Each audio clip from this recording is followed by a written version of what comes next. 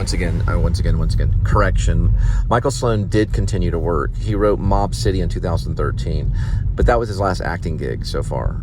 That's kind of what I meant. But as a writer, he did go off and write again. So it's been about 10 years.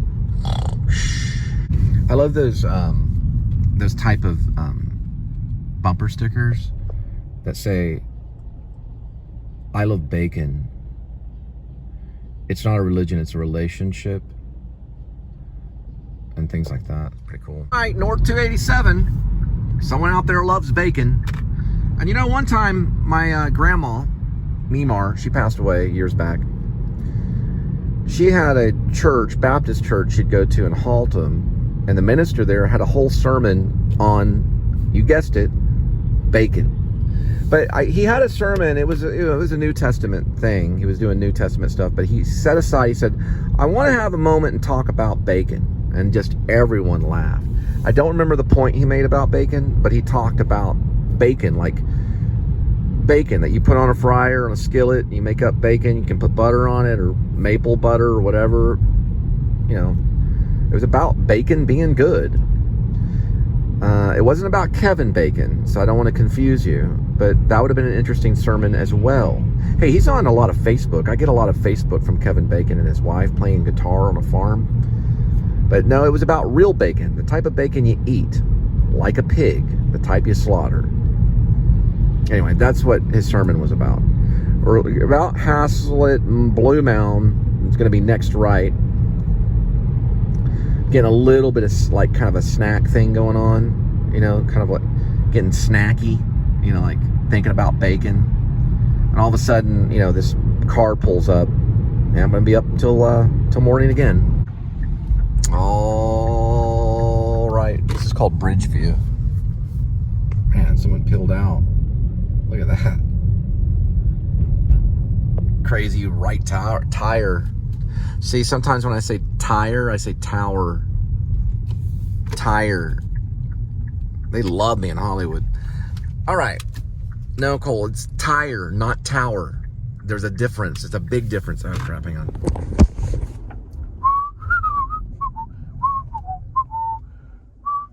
Are you serious? Okay, good. I was like, don't give me grief. Don't give me grease. Come on. Don't do this. They must have like a little, sometimes they have that little presser button thing. I'm gonna back up. So I think he's going for the same thing. Oh well. I'll find another way in. We're gonna go through the whole gate code mess, but this guy was going the right way anyway.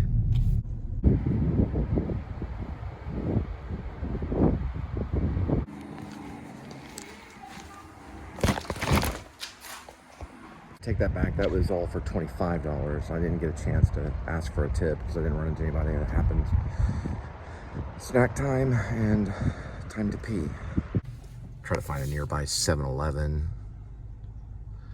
Well, this is a Landing 287 or something like that.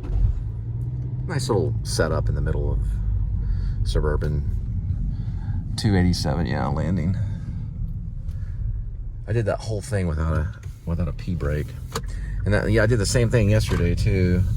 But that's what we go through. Hello. You get used to it. It's just you got to think about logistics. It's a pretty good song too.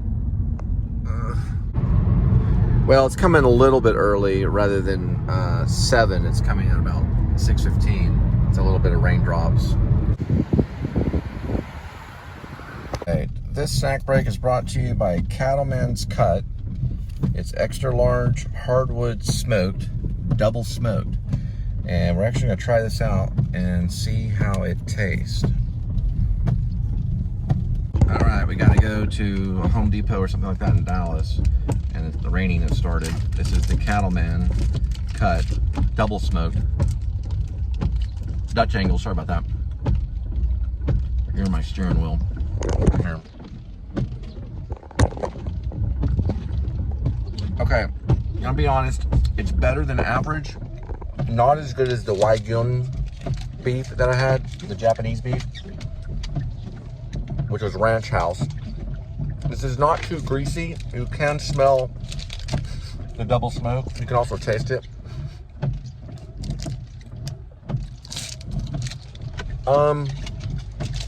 It's a little like, it has a little texture of Slim Jim.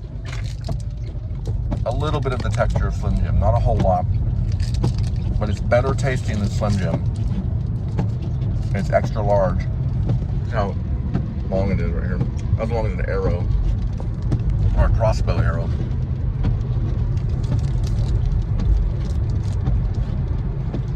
Not bad. It has kind of a barbecue taste. You know, barbecue. There's a little bit of a grease kind of aftertaste.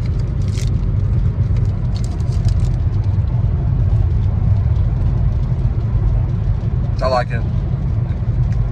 It's probably going to be my second favorite beef jerky, other than the other one I got the other night, the jalapeno legume. That's a beef stick. This is more like a beef stick rather than beef jerky. It's not exactly beef jerky. We got some weather.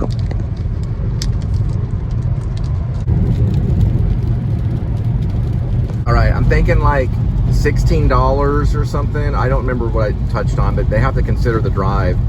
So it's 42 miles, 41 miles, 42 minutes duration. We'll arrive at 7:08 p.m. Now, just to let you know, I'm assuming they're gonna at least do 20 because I'm driving 40 miles to start the gig. I guess it rained and I don't know. But I was 40 miles away when I got it, so we'll have to see.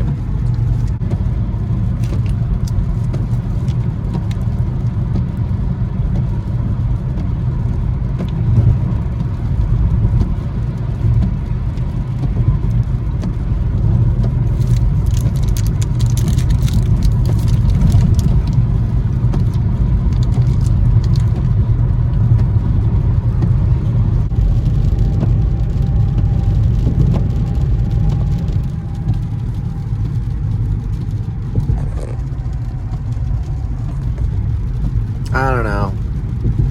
You never know. I guess this is a lesson in roadie. You never know if you tap on it 40 miles away. I guess maybe you're headed that way. Oh well.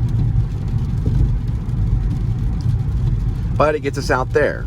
So, and since it's 30 miles roughly back there, it's a little more than $3. So I can always ask for a tip too. You got to kind of think on your feet when you do this. So if you get around somebody on the drop-off, just tell them, you know, Cash App and Venmo if you'd like to tip, and just go from there on a drop-off if you can.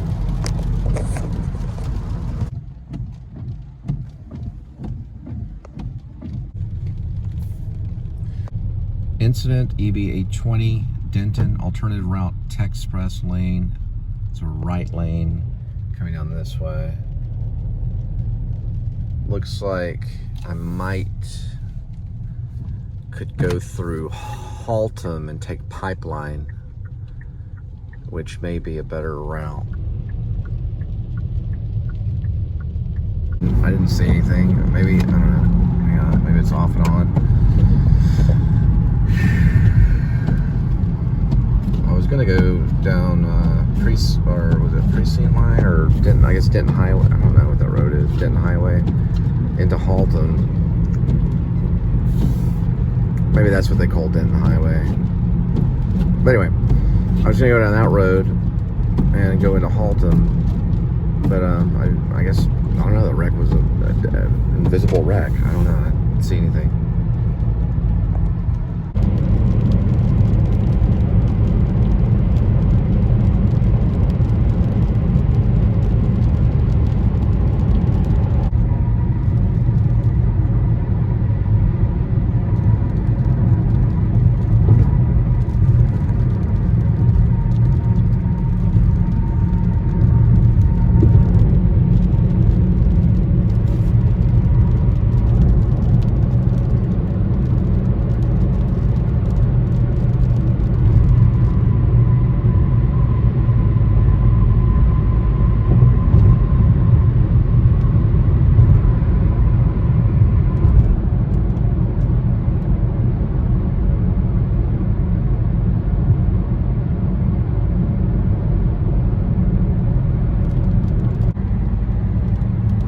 music be the food of love, play on.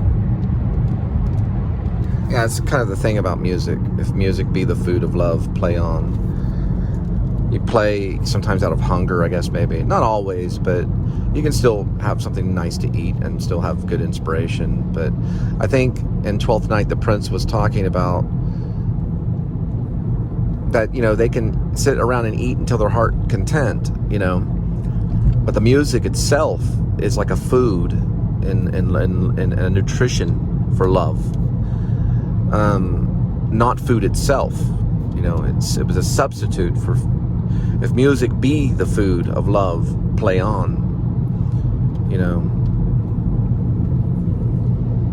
So it's Duke Orsino or Orsano or Sino, Duke Orsino. He says, "If music be the food of love, play on." It's a whole philosophy he has when he's addressing the court. And I guess that would be a time to cue the music in the play. Duke Orsino. While we're at it, we'll get some shots of Texas and American flags.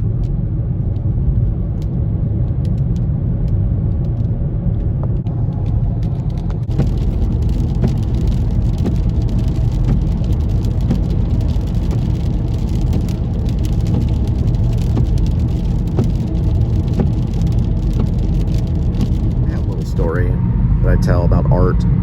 So when I was in 9th grade, I was not the best drawer. I did try to draw, and we did a little bit of watercolor, and we were in Miss Moritz art class in North Richland Hills.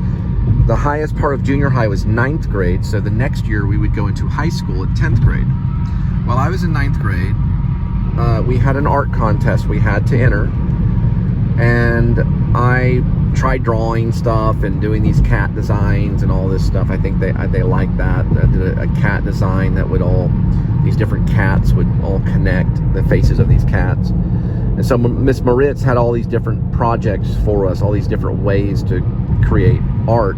She didn't just, it wasn't just painting, it wasn't just drawing, but we could also engrave, which is kind of what my dad used to do for a living because he was in jewelry. My dad was in the refinery business. He was basically an artist, but he was in jewelry because jewelry is craftsmaking art.